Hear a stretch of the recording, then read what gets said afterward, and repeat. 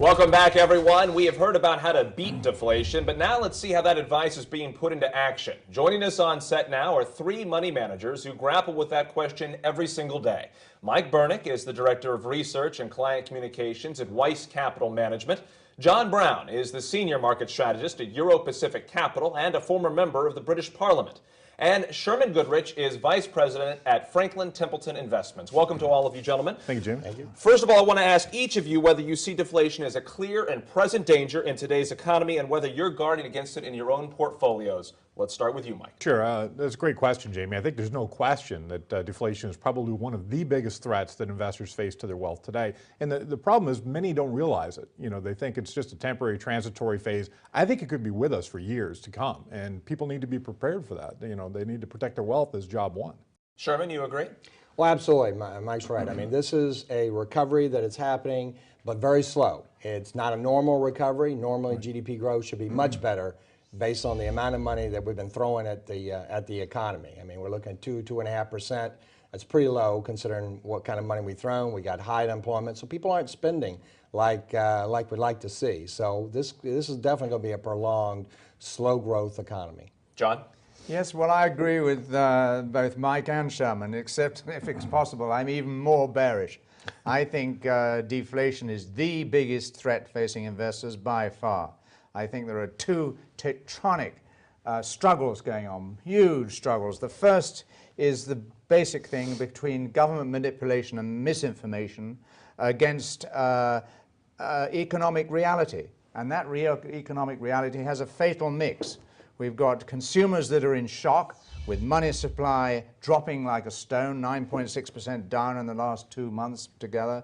Annualized, and money velocity dropping, consumers, businessmen and investors fearsome and therefore hoarding cash. That's a hugely recessional and deflationary impact. And the next big struggle, of course, is economic deflation against political reflation, this great struggle. Should we stimulate or should we not stimulate?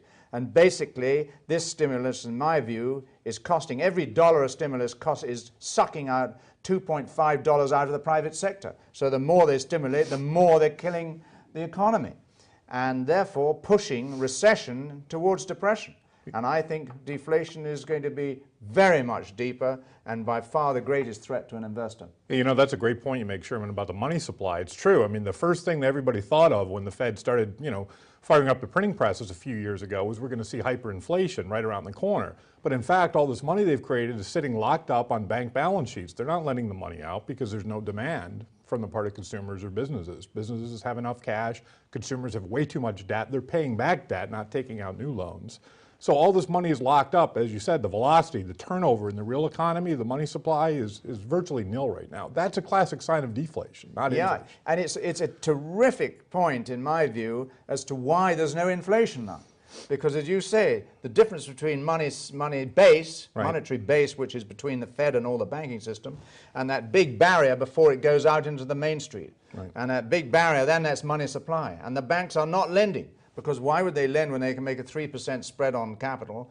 And why would they lend to people like me as a credit risk even at 15%? Yeah, banks are just playing the yield curve, you're right. And so we get no money coming into the system. But I believe what's going to happen down the road is that governments are going to panic all around the world, in the major, in Europe and the United States, for example, are going to panic, and they're going to just push grants out to people. They're going to push people bypassing the banks. They may even order the banks to lend. Well, then you're going to get hyperinflation combined with deflation. You've got a hyper-stagflation, the worst of all worlds. Okay, gents, let's talk more about your investment philosophy now when you're dealing with your clients. Deflation, can you profit from it? Can you protect your clients from it? What is your philosophy when it comes to dealing with your clients, Mike? That's a great question. A lot of people are searching for answers in this environment. You know, as you said, Sherman, inflation is on the one hand a big fear. Deflation is what we have to deal with right now, today. You know, for our clients at Weiss Capital Management, we've always been very conservative with our capital investment anyway, and that's perfect in this kind of environment. I think the key is you have to be more proactive. You have to be more nimble with your asset allocation strategy. In other words, be willing to take profits off the table when you have them. Also, you have to be able to play both sides of the market. both long and short, try to get profit opportunities on both. You know, we have a template for deflation already, a roadmap, which is Japan over the last 20 years. You know, Japan went through the same episode with an epic real estate bubble, stock market bubble that burst in 1989. For the past 15 or 20 years, they've been struggling with this deflation, recurring bouts of economic recession or depression, you could almost say, just an ongoing one. Meanwhile, the rest of the world, the United States, for instance, during the 90s, did great. Emerging markets performed very, very well. But Japan has been stuck in this go-nowhere economy is what I call it. So, you know, what you have to do is be more conservative, recognize that you're going to see a lot more volatility, and prepare for that. Sherman, what advice are you giving your clients? Protect, profit, what place should they bank? Well, you want to protect, but you can profit too. I mean, income's going to be king. You want cash flow. Certainly you can look at good, high-quality corporate bonds for that cash flow. But I agree. I mean, I also think you should be looking outside the United States. Again, it is an uneven recovery happening in the world. All worlds are not going through what we're going through as a country at this point, emerging markets in particular. Certain countries, China, India, Brazil, Australia, they have good GDP growth. You can get good income off of their sovereign debt and just staying in government bonds. One of the best ways, obviously, to protect yourself in a deflation market is by using bonds.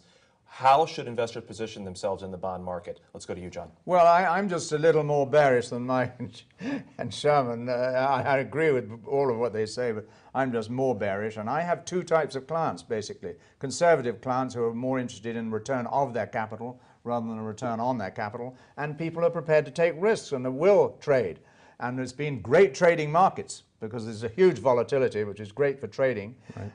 And I have static clients and nimble clients. And so for the static ones, I absolutely believe that cash is king and that one should be in cash bank balances, but that should be very small just for paying off your credit cards and things like that. Short-term treasuries and in what I call real cash, which is gold and silver. For the more adventurous clients, then I agree, one should be longer in the yield curve, maybe in the 7 to 10 year treasuries, 7 to 10 year corporates, even to AA bonds, and emerging markets. But of course, always realizing that if this deflation that I see coming hits the world, America is still the largest economy in the world, the largest consumer by far. And therefore, if deflation hits America, it's going to affect all the people that sell into America, like Europe, like China, Vietnam, and all other people. So, and even their suppliers of raw materials, like Canada, Australia, New Zealand, and South Africa. And so it could be worldwide, and that's where you have to be nimble. We're going into emerging markets, great returns now, huge returns, 7 and 3 times the returns you've had on the S&P. But beware. Mike, how are you playing the bond market? Well, I agree to a point with what Sherman says. I mean, wealth preservation is certainly job number one at Weiss Capital, and in this kind of a deflationary environment, you'd have to focus, number one, on not losing money. That's critical. And also what you said about gold is very true. You know, a lot of people think gold is mainly a hedge against inflation. If we see hyperinflation, you know, gold would be $5,000 an ounce, and it's probably true. But gold has also performed very well in deflationary periods. For example, during the 1930s, while the dollar price of gold was fixed here in the U.S., what we saw was gold doubled in terms of sterling, you know, British pound sterling, the other world's reserve currency during that period of time, during that deflationary cycle. So we could see that again now. Basically, the bottom line is gold is a great hedge against financial instability of any kind, you know, whether it's hyperinflation or whether it's deflation. So that's one point I definitely agree, and you should have, you know, gold as a real currency in your portfolio, or precious metals, natural resources, really in general. Yeah, I think that's a great point, because people misunderstand gold. People think it's just the hedge against inflation. And I think the majority of people that have bought gold have bought for that reason. But it is also an insurance against currency collapse. Correct. And of course, I believe a refuge in terms of war. And we see in the Middle East right now, in the Caucasus areas, and in the Israeli and Iran situation, severe risks. And I think historically, the summer has been a bad time for gold. It's amazing that gold has held up around the 1,200 mark. True. And it's coming into a time when people start buying in September or October. And I think that's interesting. But it also means that even buying gold is a temporary risk, that if deflation starts to take over, a lot of the people that bought as a hedge against inflation may be sellers, could drive the price even below 1,000. Which would be a great buying opportunity. Great buying opportunity, great buying opportunity, because I think the stagflation in the end is going to be so bad that you could just measure the number of noughts you're going to add on to the price of gold. Sherman, I see you nodding your head over there. You agree? I agree with gold. I mean, you know, gold is a part of a plan. But I mean, you know, we haven't had real inflation, and gold's had a great 10-year run. But the problem I have almost is going too much that way is I've seen this show before. I saw it in 79 and 80 when people stood on the street corner and it said cash for gold. And now we got it doing the same thing. And when I start to see things like that, it starts to bother me that, you know, they're chasing the rearview window of the last 10 years. But definitely cash, gold, precious metals, natural resources, part of all plans. But definitely corporate bonds. But again, I keep going back to I think that bonds in sovereign debt in emerging market arenas, not all emerging markets, you certainly don't want to be in the big countries these days and in those areas, but there is better and GDP growth going on in a lot of countries around the world.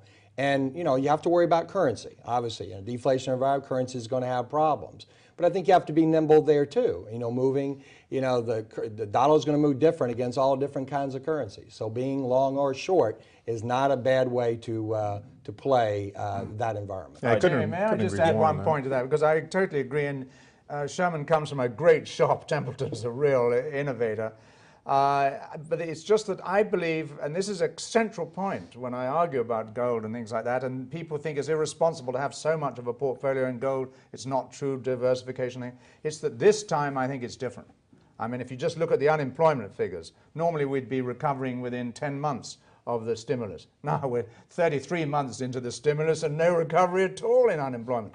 I think this time we're heading for territory we've not seen since 1929 and the 30s, and I think worse, because in the 20s and 30s, people didn't have mortgages. They didn't have car loans. They didn't have student loans.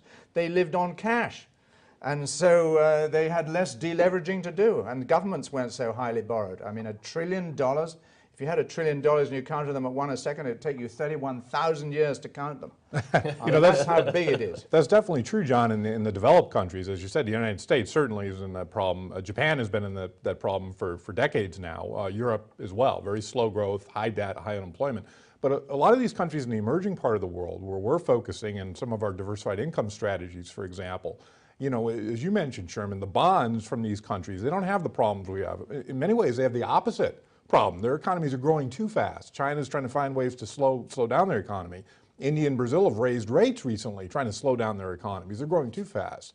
In an environment like that, fixed income denominated, as you said, in a currency other than the US dollar can be a great portfolio diversifier. Yeah, I agree, and I agree with what Sherman said. It was just another thing to consider when looking at that. That's sure. All right, gentlemen, thank you all for your time. We've run out of time. Thank you all for being here. I do want to thank our guests, Sherman Goodrich of Franklin Templeton Investments, John Browne of Euro Pacific Capital, and Mike Burnick, of course, of Weiss Capital Management. Thank you also to Mike Larson and Tony Sagami.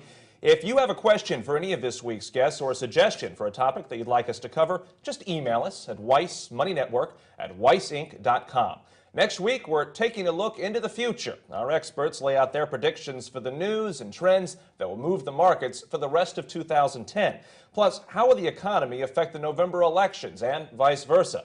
Find out next time on Money and Markets. I'm Jamie Holmes, and now, Martin Weiss.